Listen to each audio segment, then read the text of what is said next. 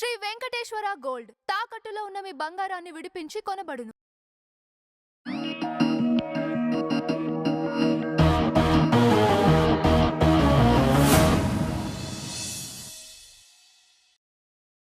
అసలు రోజు రోజుకి యూత్ ఏమైపోతుందా అనైతే అనిపిస్తుంది. గేమ్స్ అనేవి ఫన్ కోసం ఆడతారు గానీ, మరి ఇంత ఓన్ చేసుకొని గేమ్స్ ఆడి ఇట్లా ఇదవుతారనైతే నేను అనుకోవడం లేదు. ఇంత అన్యాయంకి గురవుతారని. ఆహ్, మీకు తెలిసే ఉంటుంది రీసెంట్‌గా ముగ్గురు అక్కా చెల్లెళ్ళ మ్యాటర్. సో, దాని గురించి మాకు బ్రీఫ్‌గా ఒక ఇన్ఫర్మేషన్ ఏదైనా ఇస్తారా? అంటే యూట్యూబ్‌లో రకరకాలుగా చెప్తున్నారు. ఒక్కొక్కరు ఒక్కొక్క విధంగా చెప్తున్నారు. గేమ్ ఆడి ఇదయ్యారు. లేకపోతే గేమ్ ఆడొద్దని చెప్పి ఇదయ్యారని. సో, ఇట్లా ఒక్కొక్కరు ఒక్కొక్కలా చెప్తున్నారు. మీరేమనుకుంటున్నారు? One second. మనం తీసుకున్న గ్రౌండ్ రిపోర్ట్‌లో వచ్చిన ఇన్ఫర్మేషనే. చేతన్ కుమార్ అనే ఆయన గజియాబాద్, ఉత్తరప్రదేశ్ గజియాబాద్‌లో ఉంటున్నాడు. ఆయన ఫోరెక్స్ వ్యాపారం చేసేవాడు. అంటే నువ్వు యూరోలు ఇస్తే నీకు ఇండియన్ క్యాష్ ఇస్తాడు, డాలర్స్ ఇస్తే ఇండియన్ క్యాష్ ఇస్తాడు, ఎంతో కొంత కమిషన్ తీసుకుంటాడు. బాగా రన్ అయిన రోజుల్లో బాగానే ఉంది, కానీ ఆఫ్టర్ లాక్డౌన్, బిఫోర్ లాక్డౌన్ కూడా ఆ బిజినెస్ సరిగ్గా రన్ అవ్వాల.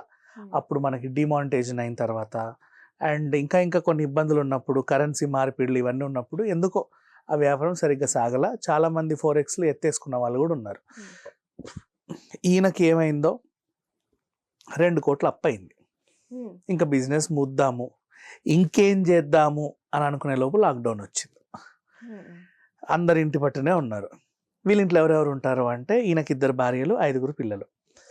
2 భార్యలు ఎందుకంటే, ఫస్ట్ ఆవిడకి పిల్లలు కలగట్లేదని రెండో ఆవిడని చేసుకున్నాడు. ఈవిని చేసుకున్నాక ఈవిడకి కూడా సంతానం కలిగింది. అలా ఈవిడకి 2, ఈవిడకి 3, అలా 5 మంది. ఇందులో 4 ఆడపిల్లలు, ఒక చిన్న బాబు.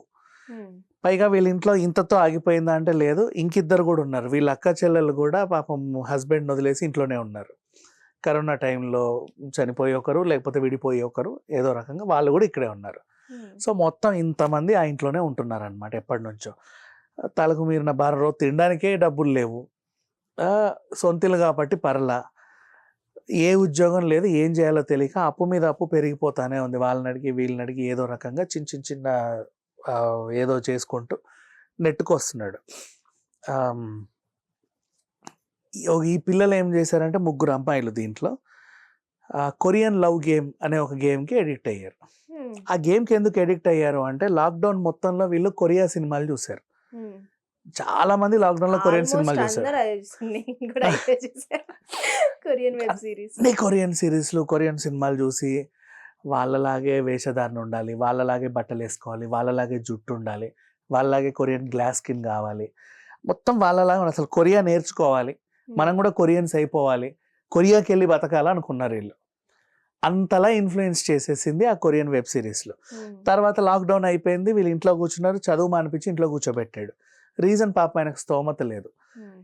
సరేలే తండ్రిని అర్థం చేసుకున్నారు, తొక్కలో చదువు ఎవరికి కావాలి, మాకు ఈ కొరియన్ గేమ్ ఉంటే చాలు, మాకు ప్రపంచమే తెలియదని 3 అదే పనిగా రోజు మాట్లాడుతూ ఆడుతూ ఉన్నారు.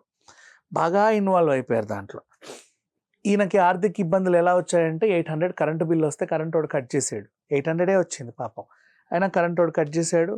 అప్పటికప్పుడు బిల్లు కట్టాలి, ఏం చేయాలో అర్థం కాక ఈ 3 మొబైల్ ఫోన్స్ని అమ్మేస్తే 3500 వచ్చింది. అందులో 800తో కరెంటు బిల్ కట్టేశాడు. ఇక్కడ జరిగిన టాస్క్, మరి ఈయన దగ్గర డబ్బులు లేవు, ఇంట్లో ఏదో ఒకటి అమ్మాలి, ఒక ఫోన్ ఇంట్లో పెద్ద మనుషులకు అందరికి కావాలి, ఈ 3 పిల్లలకి ఫోన్లు ఎందుకు అని తండ్రి అనుకోవడంలో తప్పు లేదు. 24 గంటలు ఇట్లే ఉన్నారు, ఎదిగిన వయసు మీది ఏంటది, తీయండి అని ఫోన్లు తీసుకొని అమ్మేశాడు. వీళ్ళకి ఏంటంటే ఇక్కడ వచ్చింది చిక్కు. అప్పటి వరకు ఒక ప్రపంచంలో మునిగి తేలిన వీళ్ళు అనుకోకుండా ఒంటరి వాళ్ళు అయిపోయారు. ఏం చేయాలో తెలియట్లా.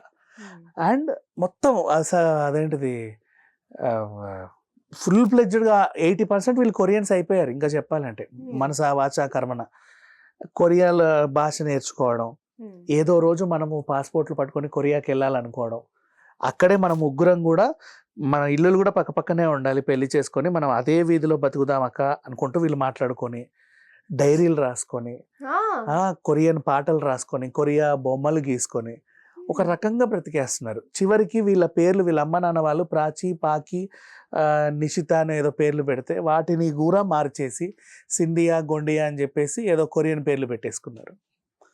పేర్లు కూడా మార్చుకున్నారు, మేము కొరియన్స్ అని. ఇకపోతే ఇలా పిచ్చిని తట్టుకోలేకపోయారు ఇంట్లో వాళ్ళు. వాళ్ళ నాన్న ఇక గొడవ చేస్తున్నారు రోజు. మా ఫోన్లు తీసేసుకున్నారు, మాటలు లేవు, తినట్లా, ఏమీ చేయట్లా. ఒక డెసిషన్కి వచ్చాడు. పెళ్లి చేసి పడేస్తే ఒక పని అయిపోతుంది కదా అనుకున్నాడు. సరే పెళ్లి చేద్దాం. ఇప్పుడు వీళ్ళు డెసిషన్కి వచ్చారు. మనము కొరియన్స్నే పెళ్లి చేసుకున్నాం అనుకో, కొరియాకి వెళ్ళి బతకొచ్చు కదా అనే థాట్కి వచ్చారు. నిజమ్మా, ఈ పిచ్చి పరాకాష్ఠకి అది వెళ్ళిపోయింది. ఎక్కడికో వెళ్ళిపోయింది. అవును మరి ఏం చేద్దాం నాన్న మా ముగ్గురికి కొరియన్స్ ఇచ్చి పెళ్లి చేయి, మేము వెళ్ళిపోయి అక్కడే బతికేస్తాం, నీకు మా పీడ ఉండదు, కరెంట్ బిల్లు కట్టడానికి అక్కడ డబ్బులు లేవు, లేదు, కొరియా వాళ్ళని ఆహా. తీసుకొచ్చి చేయాలా? ఎలాగూ పెళ్లి చేస్తున్నావు, మా కొరియన్స్ నుంచి చెయ్యి అన్నారు. ఆయనకి ఏం చేయాలో అర్థం కావట్లేదు. వీళ్ళకి ఫ్లైట్ ఖర్చులు, పాస్పోర్ట్లు, వీసాలు, బోల్డ్ అంత వ్యవహారం. అది అనుకున్నంత ఈజీ కాదు, వీళ్ళకి అర్థం కాదు. వీళ్ళేమో ఆ కొరియన్ దీంట్లో ఉండిపోయారు. ఇక ఏం చేయాలో గట్టిగా, లేదు మీకు ఈ వారాంతమో ఎప్పుడో పెళ్ళి, మూసుకొని అందరు చేసుకోండి, మీరు ఇక్కడ వాళ్ళనే చేసుకుంటారు, ఇలాగే ఉంటారు, నీ పీడ మాకు విరగడైపోతుంది అంటే ఖరాఖండిగా చెప్పేశాడు.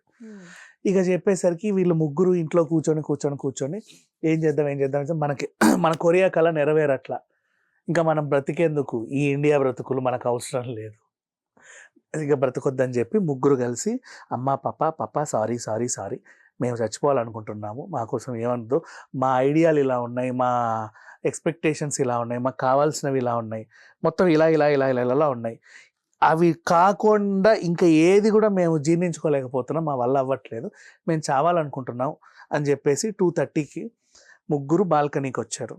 ఒకరి చెయ్యి ఒకరు పట్టుకొని కొరియన్లో ఏదో మంత్రం అనుకొని ముగ్గురు దూకేశారు. మళ్ళీ అప్పుడు కూడా కొరియన్ వదల్లా. ఇప్పుడు ఆ కొరియన్ లో మంత్రం అనుకున్నారని మీకెట తెలుసు? వాడు చెప్పాడు, అక్కడ రాశారు కదా. రాసారా?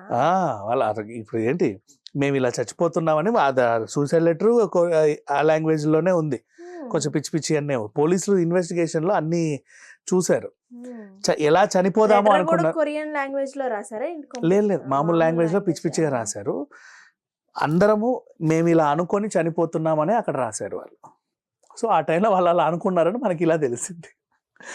ఆ విధంగా అయిపోయింది. దీన్ని నవ్వాలా ఏడవాలా అర్థం కావట్లే, ఇట్లాంటి మనుషులు కూడా ఉంటారా అని. కింద పడ్డాక అంబులెన్స్ పిలిచారు, స్థానికులు చూసారు, అప్పటికే జరగాల్సిన డ్యామేజ్ జరిగిపోయింది, ముగ్గురు మనకి లేకుండా పోయారు.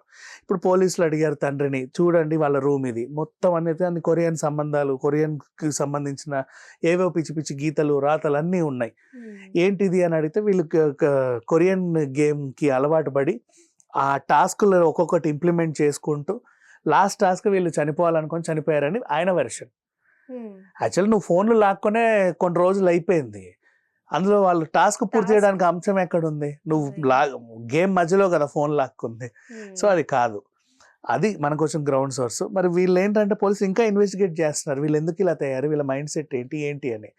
దీనివల్ల మనం నేర్చుకోవాల్సింది ఏంటంటే, పిల్లలకి ఏదన్నా దాంట్లో ఇంట్రెస్ట్ ఉంది అని మనం తెలిస్తే, అది పబ్జీ అయినా ఇంకేమైనా, మనం ఇక్కడ కూడా చూసాం పబ్జీ కూడా ఫోన్ లాక్కున్నా కూడా పిచ్చిలాగా వచ్చేసి ఉన్నారు.